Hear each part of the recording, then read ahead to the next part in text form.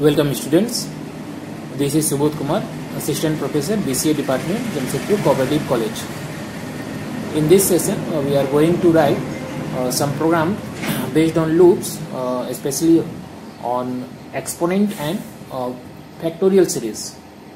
Okay. So we will do these programs in code block IDE. So let us now move to code block IDE. In today's session we are going to write following programs. These are our programs. The first series is sum of the series x to the power 1 plus x to the power 2 plus x to the power 3 and so on up to x to the power n. Okay. So we will do this first series. Now this is our first program 1. Okay. Now in this program we have to take first two integer variable x and n, and for loop we need two more variable I and j, and for individual powers, that is x to the power 1 and x to the power 2 etc., we need a float or double variable.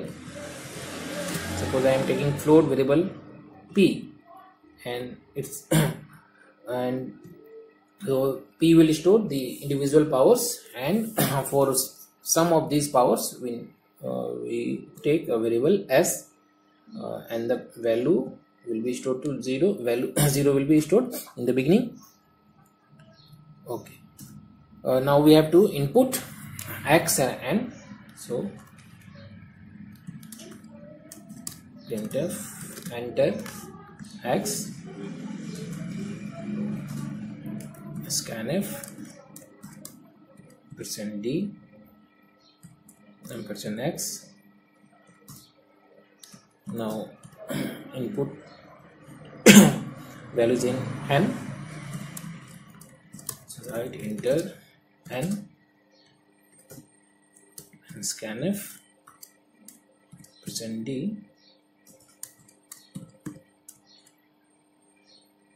and %n. Okay. So x and n will be entered.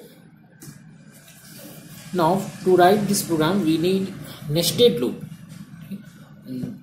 The main loop will move from 1 to n, and the individual and the inner loop will need to will be required to find the individual powers.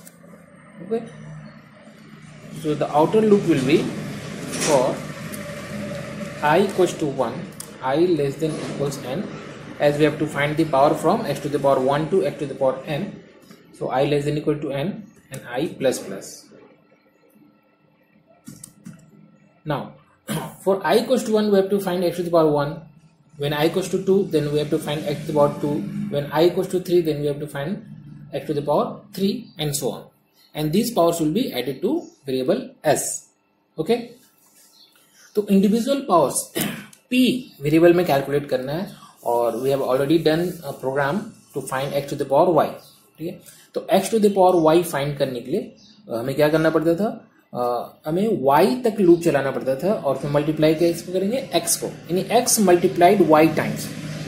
Similarly यहाँ पर x to the power 1 करना means x to the power i करना, i का जितना value होगा x का power उतना ही करना है. तो हमको क्या करना पड़ेगा, हमको x to the power i निकालना है, यानी x को i टाइम्स मल्टीप्लाई करना है. ओके. x को i टाइम्स मल्टीप्लाई करना है.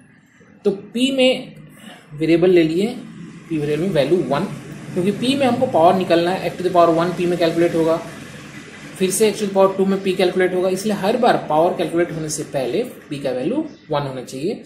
और यहाँ पर x to the power i निकालना है, तो एक और हम लोग लूप स्टार्ट करेंगे, j लूप, जो कि इनर लूप होगा, j इक्वल्स टू 1, और कहाँ तक जाएगा, i टाइम्स लूप चलेगा. ठीक है. j less than equal i. Okay. j plus plus, तो x को मल्टीप्लाई करना है i टाइम्स, तो x to the power i निकल जाएगा. तो यहाँ पर हम लोग क्या लिख सकते हैं, यहाँ लिख सकते हैं हम लोग p equal to p into x. तो इससे क्या होगा, p में x to the power i calculate होगा। अब ये जो पावर निकल जाएगा इसको क्या करना है, s में ऐड कर लेना, s equal to s plus p। Okay, तो इस s में क्या रहेगा, फाइनल हम लोग का रहेगा रिजल्ट। ओके, तो यहां प्रिंट कर लेंगे, printf sum of the series equals to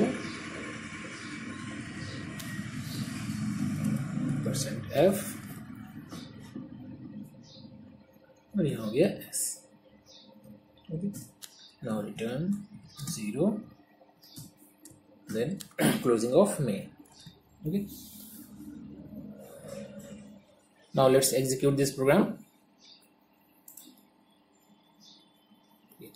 now I am entering x as 2 and n as 5। okay, the output is 62 as 2 to the power 1, 2 to the power 2, 2 to the power 3, 2 to the power 4 and 2 to the power calculates to 62। Okay, तो इसको समझ लेते हैं कि हम लोग का output किस तरह से आया होगा।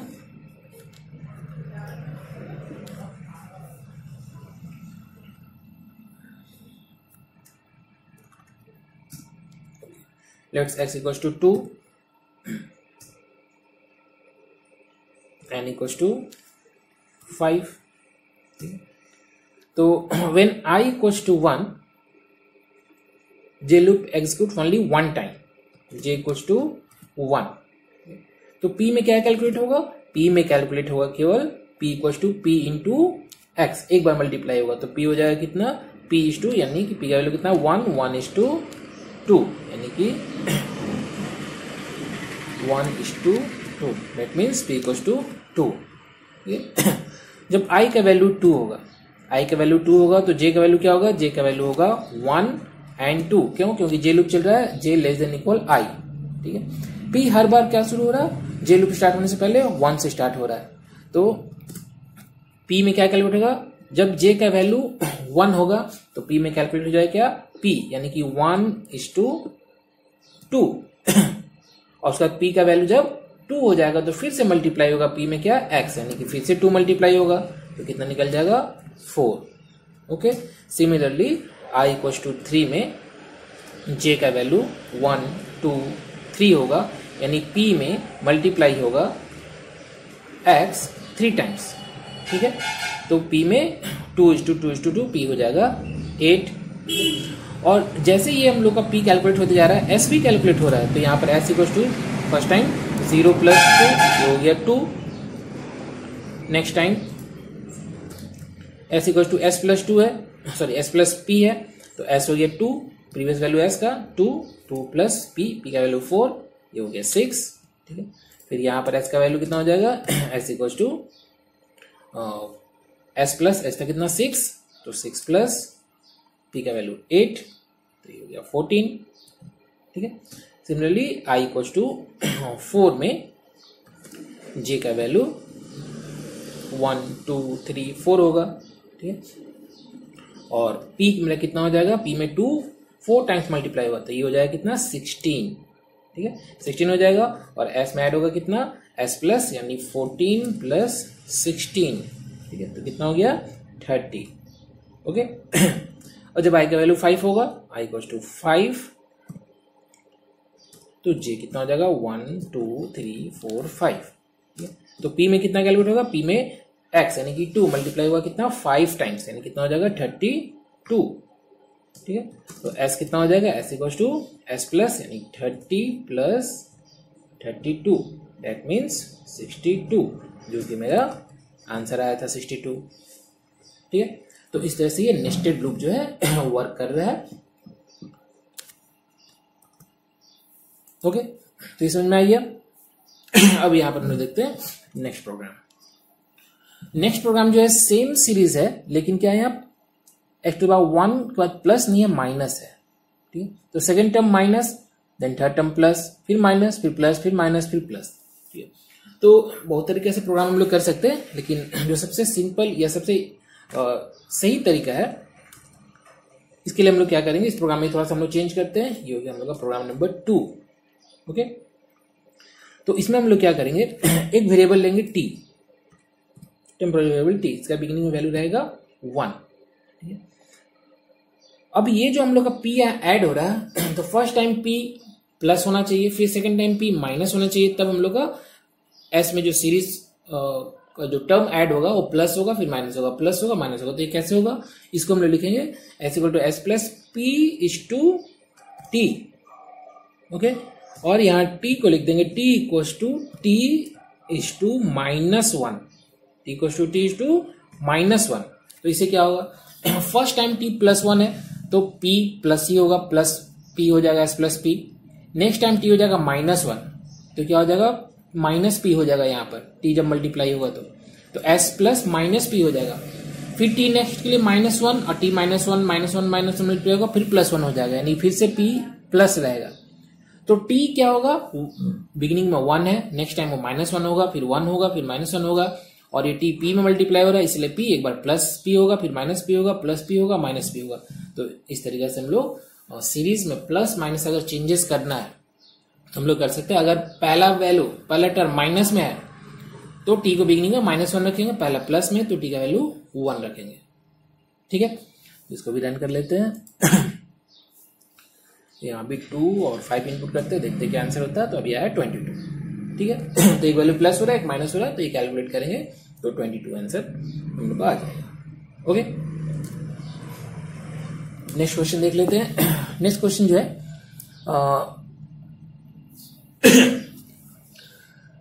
पावर जो है वो इवन नंबर्स है, x to the power 2, x to the power 4, 6। ठीक है, और एक प्लस माइनस है।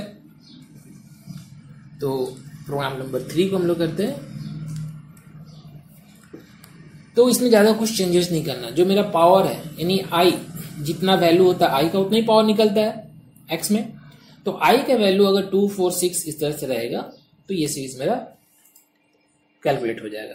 ठीक है, तो यहां पर i लूप में केवल चेंजेस करने की जरूरत है। यहां कर देंगे i इक्वल टू 2 और i equal to i plus 2। तो i का वैल्यू 2 होगा तो x का पावर 2 कैलकुलेट होगा, i का पावर 3 होगा, सॉरी 3 तो होगा नहीं, i 2 के बाद 4 हो जाएगा तो x का पावर 4, फिर 6, x का पावर 6, और इस तरह से मेरी सीरीज कैलकुलेट हो जाएगा। और इसमें कोई चेंजेस आगे हम लोग को नहीं करना है। ओके, इसको रन करते हैं। तो x का वैल्यू 2 और ये 5, सॉरी इसको सपोज इनपुट करते हैं 10, तो 2, 4, 6, 8, 10 ये पावर कैलकुलेट होगा और मेरा आंसर हो गया 820। ठीक है, तो यहाँ पर हम लोग थोड़ा थोड़ा चेंजेस करके डिफरेंट सीरीज हम लोग फॉर्म कर सकते हैं। अगर हम लोग को ऑड नंबर्स का सीरीज, पावर का सीरीज चाहिए, x power 1, x power 3, x power 5, तो यहाँ 1 से स्टार्ट करेंगे और इंक्रीमेंट 2 का ही करेंगे। ठीक है,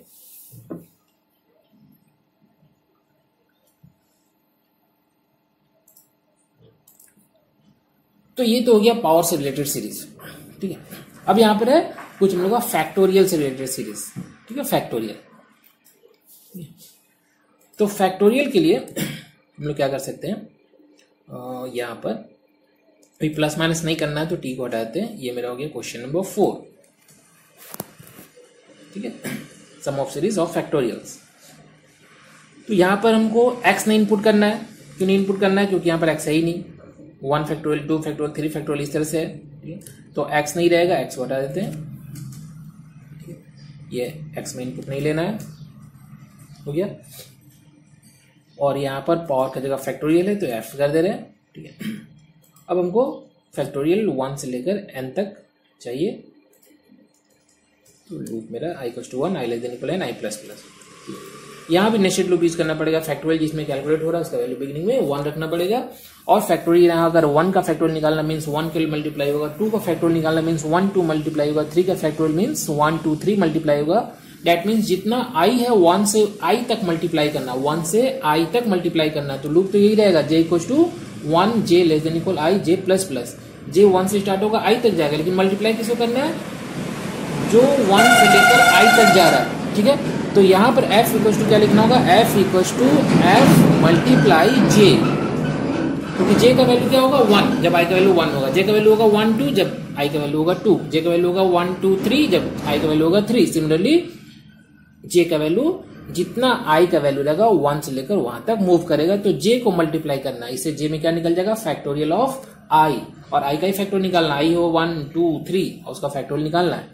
अब उसको ऐड कर देंगे s equal to s plus f, ठीक है, यहाँ टी का जरूरत नहीं है, हटा दिए, तो यहाँ सम ऑफ द सीरीज प्रिंट हो गया एस। इसको रन करते हैं,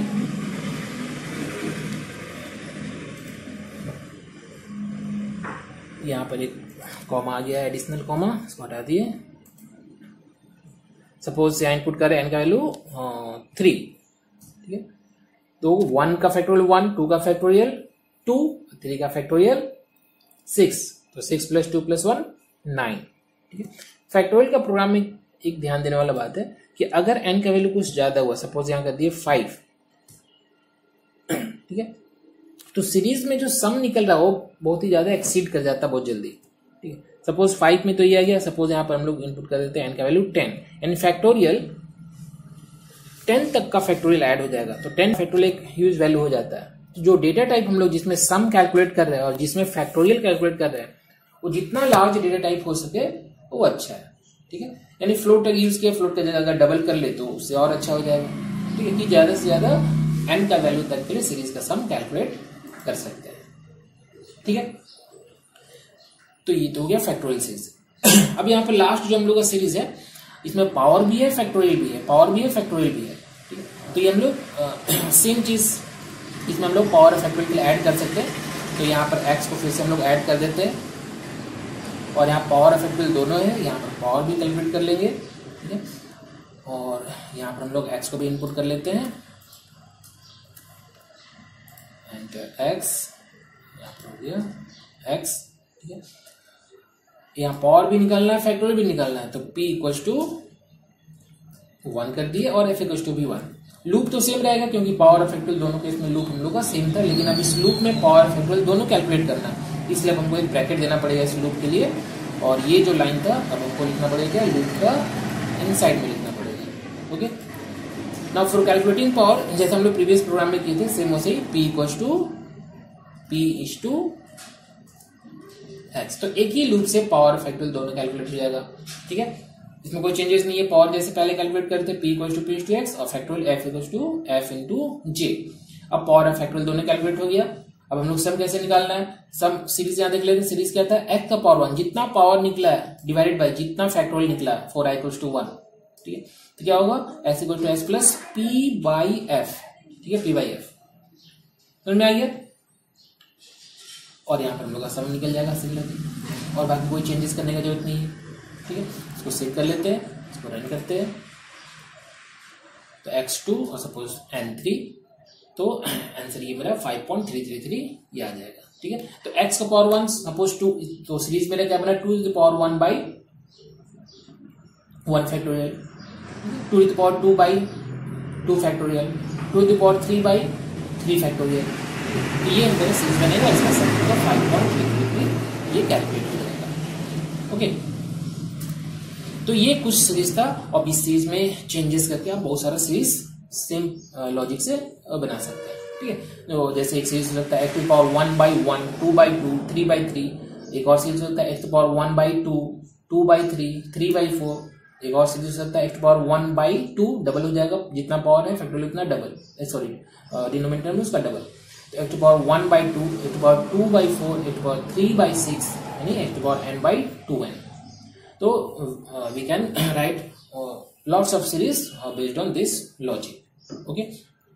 अब ये सीरीज में मैंने कोई भी मैथ फंक्शंस यूज नहीं किया, यानी पावर के लिए कोई फंक्शंस यूज नहीं किया है।